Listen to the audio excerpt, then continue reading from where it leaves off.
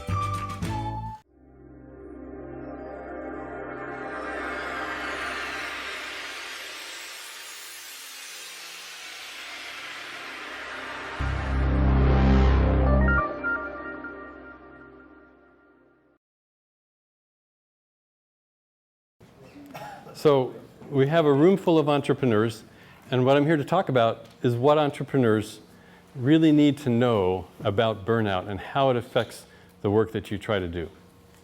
Does anybody recognize this? Just raise your hand if you recognize this thing. Great, a few people. This is the, it's the Zeo XT, and it is really cool. What it does is it's a Holter monitor, but it's just a patch. It stays on the patient for 14 days, records every heartbeat, and in fact can transmit irregular beats to the cardiologists who are monitoring that patient in real time if there's something that looks concerning.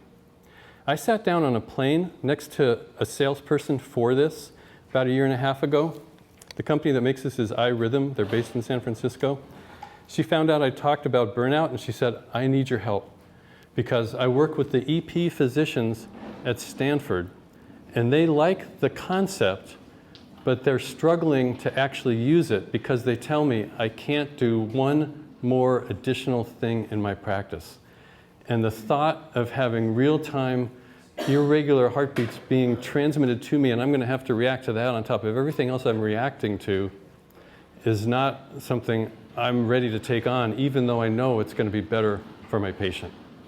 So the message here is that burnout stifles innovation.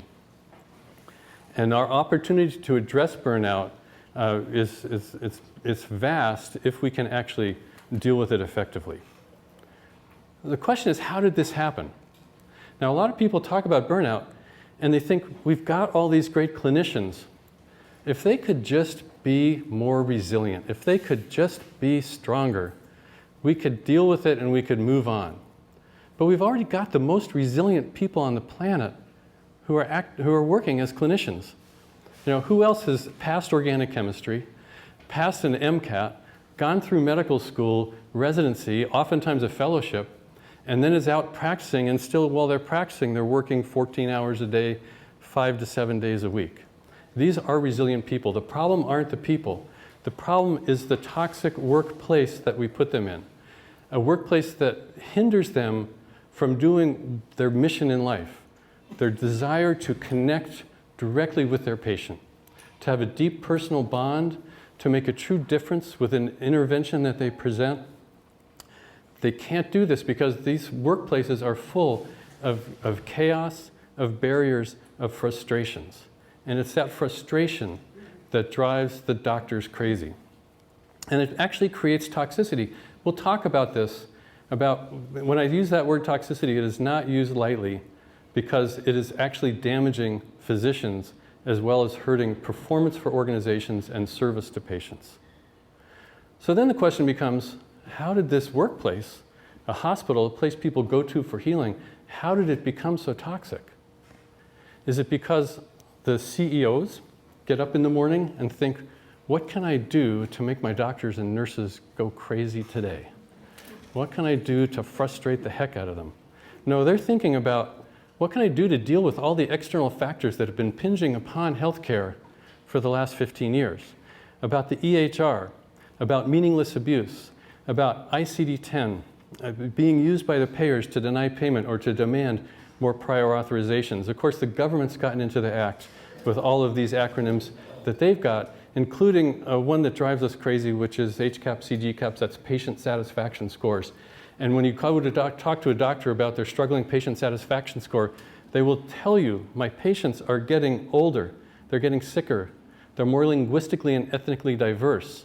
It's really hard to take care of them. And even the ones who are absolutely culturally consistent with us have consulted Dr. Google and don't come in asking for our advice. They come in telling us what they want us to prescribe for them. Oftentimes that's opioids. We used to give them lots of opioids. Pain was the fifth vital sign. We had to treat it. Now we've realized there's this crisis. We have to deny opioids. When we deny opioids, patients get mad. Some of them come back and wreak violence in our workplace. So maybe we should get rid of patient satisfaction scores and all that star system stuff. Yeah, problem is there's another star system out there. You maybe have used it yourself sometime in the last week or so. But the question for anybody in healthcare, I'd ask you, have you Yelped yourself to see your organization or your practice? Because you're probably in there and you may not even know it. And you can get, Yelp is as reliable as the patient satisfaction scores. Patients don't necessarily comment on what exactly happened in that visit, but they come up with something and they feel passionately they need to say it, and so it's out there. So leaders will think, this is too hard to deal with. If I'm going to have any of a chance of surviving, I'm going to have to get bigger so I've got better negotiating power in the marketplace. So let's just merge and acquire and grow bigger and bigger. Providence St. Joe is an excellent example of that, as Bon Secours, Mercy, you name it. It's happening everywhere. So the C-suite now is busy just trying to manage the business at a global level. They're not really connected to this at the front lines. Fortunately, we do have our specialty societies, which give us maintenance of certification exams that kind of sort of demonstrate whether we're still competent or not.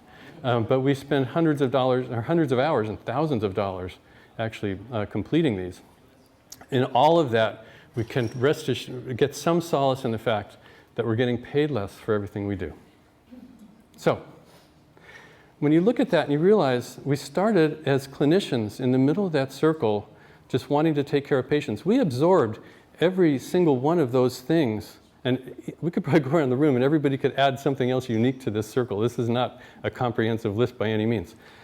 But we absorbed each one as it came along, as long as we could still have that relationship with our patient, as long as we could still use the skills that we had acquired. But we've gotten to a point where there are too many of these now. We've gotten to a point where we have added the last straw and people are breaking. We're seeing doctors and nurses with depression, substance abuse, family dysfunction, and suicide. And that it just can't go on. So how does burnout stifle innovation? Well, most people are aware there's these three things with burnout. There's exhaustion. I just don't have anything left to give. There's depersonalization or cynicism. If I don't have anything left to give, I'm going to protect myself from my organization, protect myself from my patient, because I can't give anymore. And when I can't give anymore and I'm protecting myself, well, I don't feel like I'm making a difference. Those are the three components of burnout. Most people are somewhat aware of these or well aware of them by now. The thing people don't often think about as much is what's actually causing those three things to occur. And one of the fortunate things about this work I've done is I've gotten to know Christina Maslach pretty well. She was a professor at Berkeley. She lives in San Francisco now, right off Lombard, the curviest street in the world. And she and her partner, Michael Leiter, identified 6 key drivers of burnout. The first is work overload. And in healthcare, it's worse because we're in chaotic, time-pressured environments. And additionally, lately, there's this challenge with information overload as well. But when we're overloaded, we feel as though we're out of control. And loss of control is the second driver of burnout. Control is a big deal to us as doctors. We believe in autonomy, and we've given the decade of our 20s to get the knowledge and skills, so when a patient needs us to take control, we can do that with assurance that we're doing the right thing. In fact, that control is one of the intangible rewards we thought we were signing up for when we committed to become physicians. And insufficient reward is the next driver of burnout. In addition to control, we're looking for professional recognition. And one of the things I really enjoyed is collegiality with my colleagues. But what we're seeing is we have no time to get together. So we're seeing breakdown of community. What used to be there isn't there anymore. We don't have the time to get together. As we're not connected with each other, we start to engender the next driver of burnout, which is absence of fairness. If we're not sure our life sucks, we don't know if the next person's life sucks or sucks as much. Are they getting some special deal? We just are not connected very well, especially in times when there's so much change happening. If there's not good communication between the people making the decisions and the people living with those decisions, if there's not a lot of trust between those two entities, this whole question of fairness becomes a real issue.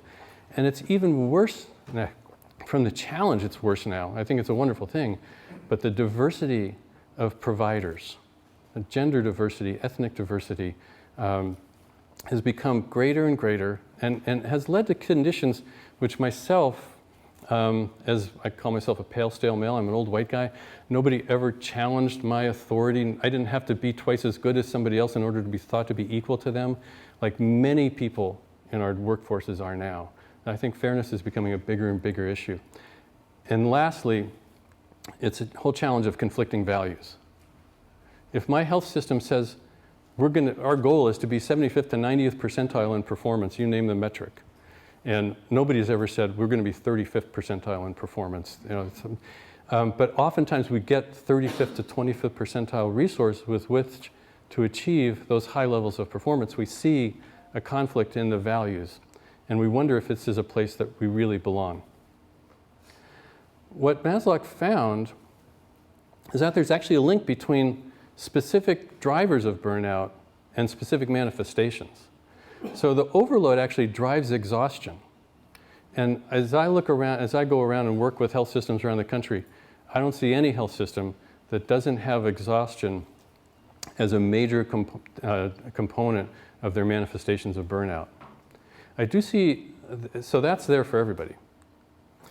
The depersonalization, though, is actually driven by the other 5 drivers of burnout.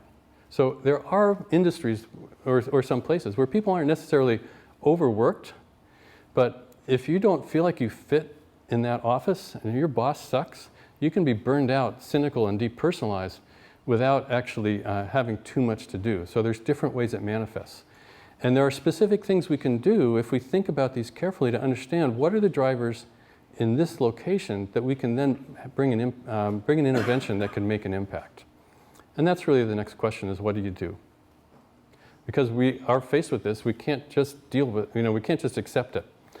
What I like to recommend is that we take a process where we actually work out a plan for an entity that wants to engage. Because burnout is everywhere, but the drivers differ from place to place. But we start just like we start with a patient, with a diagnostic and treatment plan. The diagnosis includes burnout surveys. It also should include a survey that looks for the drivers of burnout, not just the manifestations of burnout. But we want to understand what is the performance factors of this organization. In quality, satisfaction, and financial. If we reduce burnout, but we hurt the operating margin of the organization, so it can't stay viable, we're not going to be successful in the long run. We've got to find ways to beat burnout while we actually build the bottom line. We also want to look at leadership. What is the quality of leadership? Because we can do a lot to improve leadership quality. We want to understand how well the EHR is working. Epic and Cerner both have mechanisms in them that you can look and see how many of our docs are working after hours, how much are they doing that, how efficiently are they using the product, what specific areas are they having trouble with that we can address. And then one thing that is unique and very helpful is to take the C-level leaders who aren't seeing patients and have them shadow clinicians who are seeing patients, so that it's not just the reports that they're seeing, but they actually get to witness the impact of burnout while in the native environment. That sort of thing can create a whole other level of engagement when we do that in the process of preparing to develop a plan. The key components of the plan, very much following Tate Shanafelt right here at Stanford's recommendations, are to provide support, personal resilience, to fix the clinical workplace, efficiency of practice, and to do what I call information age, change leadership to information age leadership. Tate calls it the culture of wellness. Providing support is absolutely vital. Even if we fix the practice site so it's perfectly efficient and functional, and management is wonderfully supportive, we still deal with severe illness, life and death. And people need support when they're dealing with that kind of serious issue. So creating a Center for Wellbeing and having that be a true support to every clinician in the organization is absolutely vital. And then we need to fix the workplace. I don't know how many of you have seen this picture. It was published in JAMA in 2012. There was a pediatric patient who was truly loved and appreciated her doctor. And so she drew this picture to thank him for his wonderful care. And you can see her sitting on the end of the exam table. Her sister's reading her a book, her mother's with a sibling in back, and the doctor's on the other end of the picture, facing away from the patient, typing on the screen, typing on the keyboard, looking at the screen, and for some reason smiling. We haven't figured out why he's smiling. When he saw this picture, he was appalled, and he realized he needed to change his practice style, because he was well loved as the kind of pediatrician that would get down on his knees to meet his patients face to face, eye to eye. So we need to fix this, but we've all probably lived this if we're clinicians at some point in our career. So how do we fix the workplace? There's two broad areas to work on this in. The first is to fix what we have control over in our own clinical site, which is a daily huddle that can do a number of things. First, it can look at the start of the day. Do we have the capacity to meet the demand that's coming at us? What's the schedule? What's our staffing? How's our equipment? Do we have the supplies we need? That sort of thing. Second thing, what went wrong yesterday that drove me crazy? And I swore I'd never let it happen again, but I forgot it by the next day, and it's going to bug me again a week from now. If I can capture that and bring it to the huddle the next morning, we can start to work on plans to fix those little things, pebbles in the shoes, we call it. And then those things that we can't fix at the front lines, we can escalate through a system of tiered huddles, actually all the way to the C-suite if it needs to get there. The second process is actually deeply redesigning the workflows, because we can tweak around the edges and make it work better, but we can actually do things that are pretty dramatic to change the way we work now. And in doing that, free up resources that may be tied up at the front desk that doesn't really need as many people working at the front desk if we redesign that. They can come back and help support the clinicians in the clinical spaces instead. So we have looking at things like team care, providing more support to each physician, because we're able to do that actually completely financially, at least break even, if not actually do better. Optimizing the EHR, fixing in-basket management, and working on facility design to have people work together better. These are big picture, deep changes that usually go through a kind of we call them a value stream analysis. You put every step up on the wall, you identify where there's waste, you work on ways to remove that. As innovators, this is pretty important, because if you can think about your innovation and how it integrates into the workflow, and then as you're planning it to get launched at the pilot site, use that workflow redesign to make sure it's going to implement well. And then as you go live, actually using the daily huddles to identify those unanticipated problems that come up and rapidly fix them, it makes tremendous difference. And I've personally experienced this launching software at Sutter Gould when I was CEO there. And then lastly is the management system and culture. And what I like to talk about is we need to move from industrial age management to information age management. Industrial age management, for those who have done business school, there's Sloan management approach, command and control. It worked fantastically when people were on assembly lines and all we needed to do was make sure they did exactly what we told them to do. What we found, though, is that we thought it worked fantastically in industry. In some ways it did, but in fact, as even industry got more advanced, finding a way to empower people on the front lines and align them with our goals truly made a difference. And that's the information age leadership that we'll talk about now. I like to think of it as, and I've been a big advocate of lean leadership. And a lot of people will look at me and say, wait a minute, lean leadership, Paul, you're crazy. Lean is mean. You know, lean's caused layoffs. Lean's made people crazy. You know, if somebody's walking around with a stopwatch, watching what you're doing, what the heck? And in fact, if we focus on productivity, if that's our focus in lean, lean is mean because it is oppressive. It is controlling. But there's a different approach. At the heart of lean is something very different. And it's really principle-based. So one question to think about is what's more important than productivity? Who's in a hospital or a medical clinic, who is the most important person in that organization? The front desk. The patient. The patient. The patient. Front desk is second. The patient is the most important person in the organization. Without the patient, we have no reason to exist. And then the question is, what's the most important thing that happens to that most important person? And it's a healing interaction that takes place between everyone on the front lines of care and the patient. It's something that reduces anxiety and worry, relieves pain and suffering, does a definitive procedure to make someone better, educates them to be healthier. All those people on the top line there are doing that. Doctors, nurses, receptionists, transport people, you name it. For myself as a family doc practicing for 25 years, I probably had close to 100,000 healing interactions. As I became the CEO, the person at the bottom, I stopped seeing patients. I wasn't no longer doing the most important thing for the most important person in my organization. My job was to make sure that those people on the front line had what they needed so they could do that as effectively as possible. And that's the question, is how do we get there? And we do it best when we start at a cultural level of respect for people. One of the favorite people I know in this realm is a guy named Bob Chapman. Anybody know who Bob Chapman is? Bob Chapman runs a heavy equipment manufacturing firm called Barry Miller.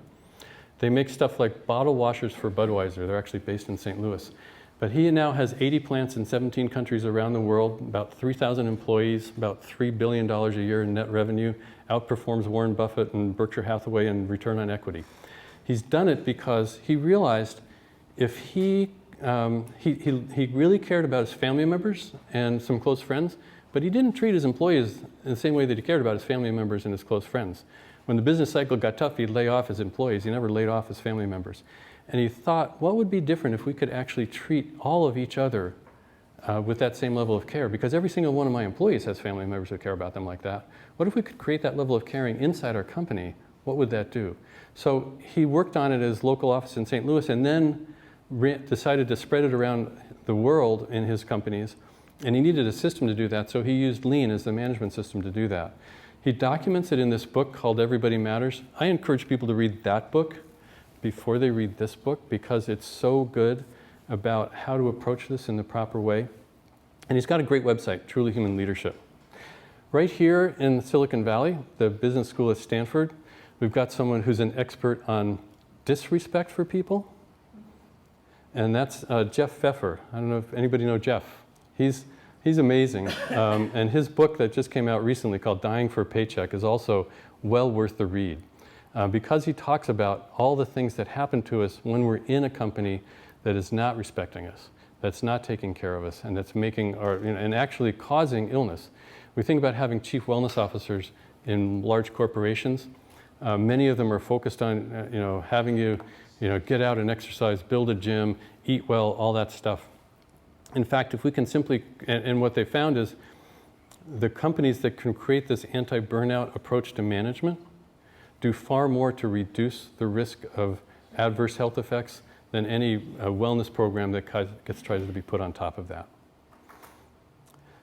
And how do we do that? Well, we start at the culture level with things like mission, vision, and values. Most doctors, you go talk to a doctor and say, hey, you want to talk about our mission, our vision, and our values?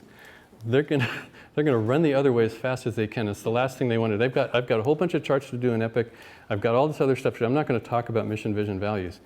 Yet more and more, we're actually all in these organizations that have come together through acquisition.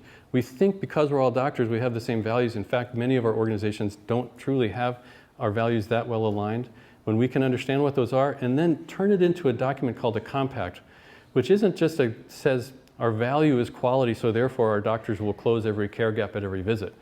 But it might say, we'll close every care gap at every visit, and the organization is going to give us the capability to do that. So it brings, and actually it's a bi-directional agreement where the organization actually has to make that difference. We put this all together. There's the huddles happening at the top of the slide there with the staff and the supervisor, escalating problems as we need to. We take our values, our mission, we get our leaders out there shadowing, communicating back to the front lines. What are we really all about? What are our goals? And building essentially a virtual loop of front lines to C-suite, C-suite back to the front lines. When we can put that together, we actually create an organization that can energize innovation.